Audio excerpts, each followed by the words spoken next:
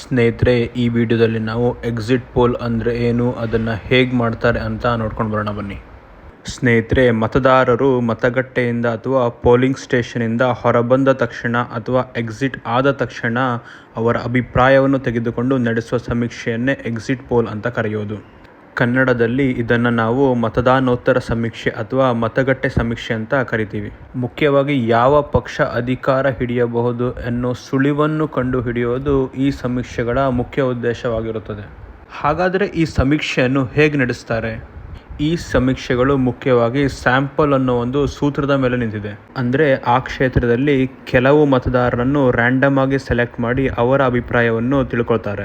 ಹಾಗೆ ಇದು ಆ ಕ್ಷೇತ್ರದ ಅಷ್ಟು ಜನರ ಅಭಿಪ್ರಾಯದ ಪ್ರತಿಬಿಂಬವೆಂದು ಭಾವಿಸಲಾಗುತ್ತದೆ.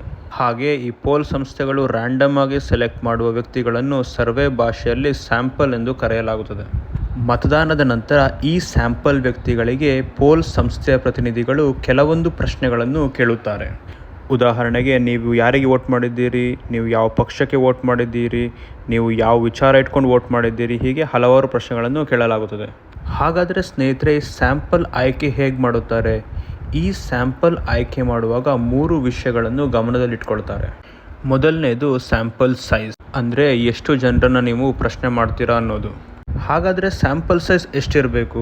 ಉದಾಹರಣೆಗೆ 15 ಲಕ್ಷ ಮತದಾರರಿದ್ದರೆ ಅಲ್ಲಿ 1000ರಿಂದ 1500 ಜನರನ್ನ ಇಂಟರ್ವ್ಯೂ ಮಾಡಿದರೆ ಅದು ಒಂದು ಒಳ್ಳೆಯ ಸ್ಯಾಂಪಲ್ ಸೈಜ್ ಅಂತ ಪರಿಗಣಿಸಲಾಗುತ್ತದೆ.